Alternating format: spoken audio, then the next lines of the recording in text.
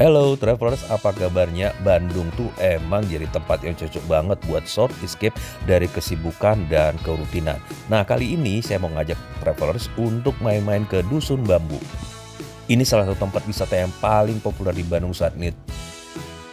Bukanya setiap hari dari jam 9 pagi sampai 8 malam. Karena saya pagi ada keperluan, maka saya baru bisa datang ke Dusun Bambu setelah jam 12 siang. Nah, kalau travelers cuma punya waktu sempit dan bingung memilih permainan mana, ikuti video ini ya. Saya akan berikan panduan permainan mana yang prioritas dan juga bagaimana menikmati permainan di Dusun Bambu.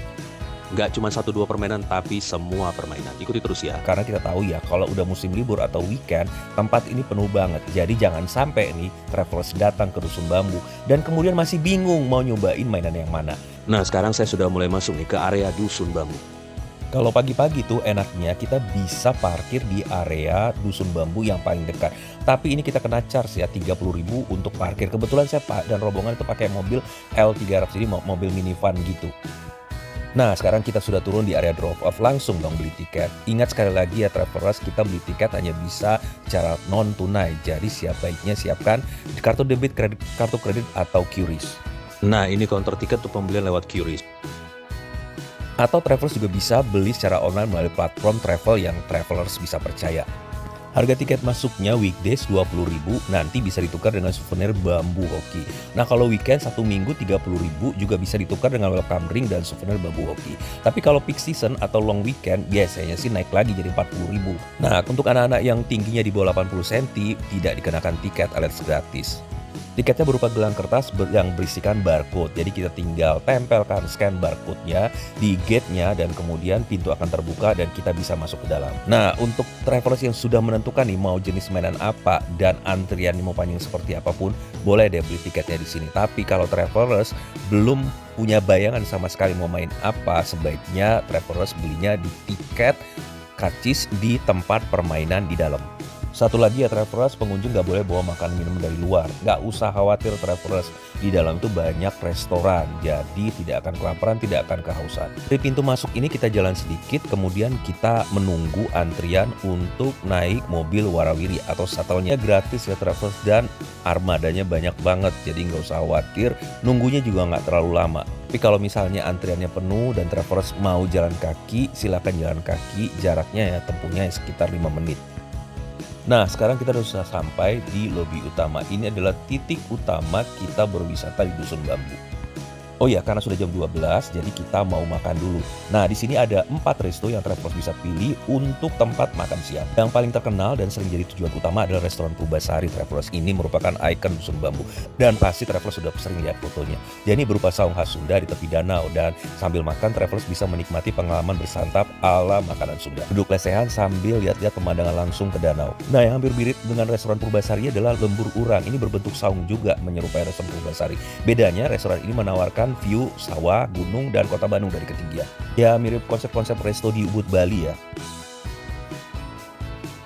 Resto yang terakhir adalah Resto Burangrang. Nah, ini menjadi pilihan resto bagi saya dan keluarga untuk menikmati makan siang di sini. Konsepnya juga masih tradisional Sunda ya, travelers, tapi lebih modern, lengkap dengan furniture dan kursi dari kayu dan kemudian dinding-dinding yang terbuat dari bambu. Pilihan saya untuk Resto Burangrang ini karena kapasitas ruangannya besar dan juga nggak terlalu rame. Cocok juga sih kalau travelers bisa punya rencana untuk ngadain makan siang keluarga besar atau company gathering atau ada event-event komunitas. Nah, cocoknya sih di restoran Burangrang ini. Nah, ini menu-menu yang kami pilih ya travelers. Enak-enak sih, terutama tahu isinya dan sayur lodehnya.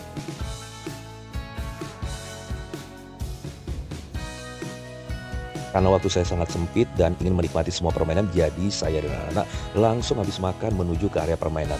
Tujuan pertama saya adalah arena go-kart. Ini adalah salah satu permainan favorit travelers. Jadi saya sarankan kalau travelers punya waktu sempit, langsung daftar ke permainan go-kart. Jadi yang penting nama kita sudah tercatat. Nanti setelah kita selesai ke permainan yang lain, kita datang dan kalau memang nomor kita sudah terlewat, mereka akan manggil kita lagi. Nah, untuk main Grand Prix ini tinggi badannya minimal 140 cm ya, dan wajib menggunakan helm. Helmnya disediakan oleh mereka. Dan bagusnya lagi traveler, mereka menyediakan semacam pelapis rambut, jadi kepala kita atau rambut kita tidak terkena langsung ke helm yang mungkin sudah dipakai oleh orang sebelumnya. Emang sih mainnya 5 menit ya, tapi lintasannya cukup lumayan ya travelers, karena dia ada 2 level, naik turun dan kemudian lintasannya juga berkelok-kelok. Jadi sebenarnya seru juga. Di area go-kart ini ada semacam cafe ya Travelers di bagian atas. Jadi kalau Travelers nganterin anak dan nggak mau main go-kart, bisa lah nunggu di situ sambil makan-makan atau sambil duduk-duduk. Ada kanopinya jadi nggak panas. Di sini juga ada podium juara ya Travelers. Jadi kalau Travelers ternyata datang rombongan dan kebetulan satu kelompok dengan keluarga satu sama lain, bisa dong seru-seruan siapa yang juara 1, 2, 3, siapa yang paling cepat. Permainan berikutnya adalah water coaster. Sekali lagi ini adalah satu permainan favorit di sini. Jadi antriannya juga cukup panjang. Harga tiketnya udah termasuk kita dapat jas hujan ya Travelers. Mantel hujan ini memang harus dipakai ya Travelers karena lumayan basah ya, karena kita akan melintasi lintasan yang berkelok-kelok dan airnya juga cukup muncrat.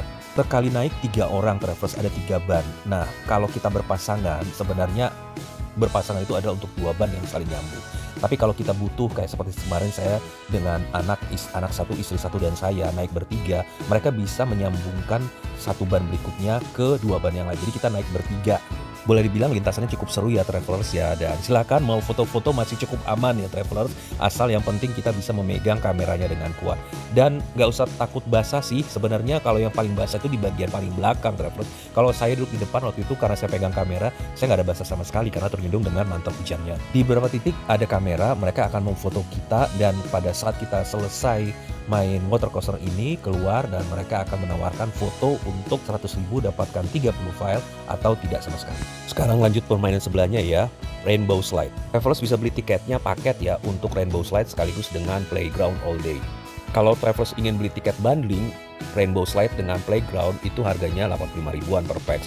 Dan di sini kita bisa menikmati Playground sepanjang hari plus 3 kali naik Rainbow Slide.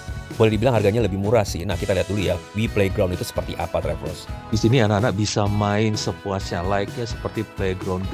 Bukan hanya untuk anak-anak sih, untuk orang tua juga bisa sambil menemani anaknya main. Dan tiketnya berlaku sepuasnya, nggak ada batasan waktu. Kemudian tempatnya juga luas banget, jadi nggak sempit-sempitan, even kalau ternyata yang datang itu ramai banget.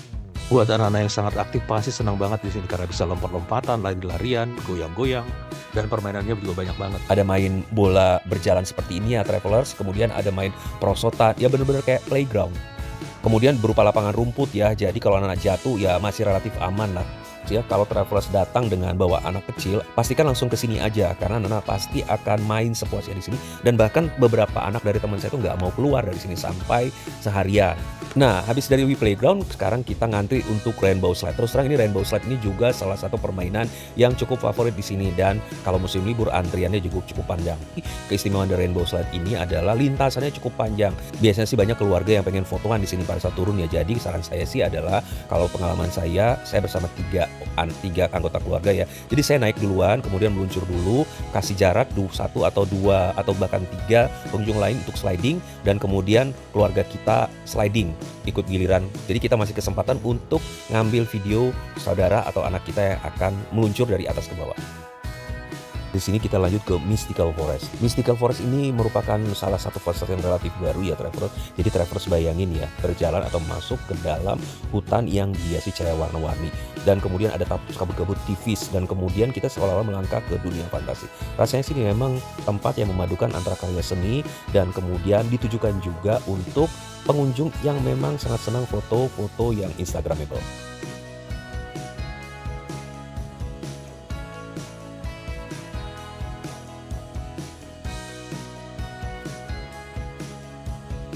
Tetap menarik Travelers karena kita bisa melihat latar belakang hutan yang warna-warni, kemudian ada air terjun juga dan kemudian nah ini nih jalur setapak dengan latar belakang cahaya yang warna-warni, cakep ya. Kemudian juga dekorasinya juga unik di sepanjang jalur dan ada air terjun dengan video mapping, kemudian area-area dengan lightingnya ini dramatis banget. Begitu masuk ya Travelers bisa akan ketemu dengan spot jumping water. Terus kemudian ini ada splash spots, juga ada dancing water ya. Airnya bisa bergerak-gerak nih sesuai dengan pola yang memainkan tombol sensor. Nah, buat anak-anak yang senang banget dengan perpaduan seni dan teknologi, pas banget datang ke sini. Nah, Mystical Forest ini sebenarnya satu bagian dengan wahana Path of Water. Jadi kita masuk ke sini ya. Tapi kalau saya siang-siang begini, kita hanya bisa ngelihat air terjun buatan. Ini air terjun buatannya juga gede ya Travelers. Lebarnya 52 meter, tingginya 12 meter. Kemudian juga menjadi layar raksasa dari video kreasi, video mapping ya kalau pada malam hari. Biasanya sih tirai air ini digunakan sebagai latar belakang foto-foto yang instagramable. Habis dari sini, anak-anak pengen tembak-tembakan pada panahan. Jadi kita menuju lokasi wahana berikutnya, shooting target. Jet ini kita akan melewati Taman Arimbi. Jadi Taman Arimbi ini berupa taman yang dipenuhi dengan bunga-bunga warna-warni ya, travelers.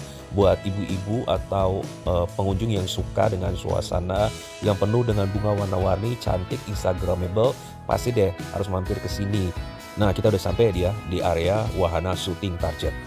Untuk shooting target ini travelers ada 3 permainan yang bisa kita ikuti. Yang pertama adalah airsoft gun. Ini menembak dengan 30 peluru. Di sini kita akan diajarkan dulu oleh coachnya ya, bagaimana menggunakan senjatanya, kemudian bagaimana menembakkan peluru ke targetnya, dan kemudian bagaimana supaya kita bisa menembak dengan tepat sasaran. Nah, pengoperasian airsoft gun-nya ini juga manual ya travelers, dengan cara menarik, kemudian mengatur posisi dan kemudian menembak. Cara menembaknya juga harus hati-hati ya travelers, ketika kita menarik pelatuknya ini cukup keras. Nah, saya sempet tangan saya kejepit gitu dan berdarah. Tapi ya saya apresiasi banget dengan petugas-petugas di sini. Mereka dengan cepat menanggapi dan menangani luka tangan saya, meskipun sebenarnya saya nggak terlalu kesakitan ya, tapi mereka dengan cepat mengambil obat-obatan P3K, kemudian menaruh alkohol, kemudian menggunakan obat antiseptik, dan kemudian memasang plester ya ke tangan saya. Dan orang-orangnya baik-baik banget, travelers. Terus saya apresiasi banget pada petugas kru-kru di Dusun Bambu, ramah dan sigap. Nah, satu lagi di shooting target ini adalah panahan. Jadi ini kita bisa juga beli tiketnya di area sini. Panahan ini menggunakan jarak 3 variasi ya, mulai dari 6 meter, 8 meter, sampai 10 meter. Satu sesi untuk yang kita bayar, kita akan dapat kesempatan untuk memanah dengan 12 musuh atau anak panah. Lumayan lama sih, karena panahan ini hampir-hampir relatif jarang ya ditemukan di wahana-wahana permainan lain. Jadi orang-orang di sini juga cukup banyak yang tertarik untuk panahan. Di petugasnya itu akan menjelaskan dengan teliti cara kita memasang busur, kemudian menarik busur, kemudian menggunakan pengaman, kemudian menetapkan targetnya, dan bagaimana supaya kita memanah dengan tepat sasaran.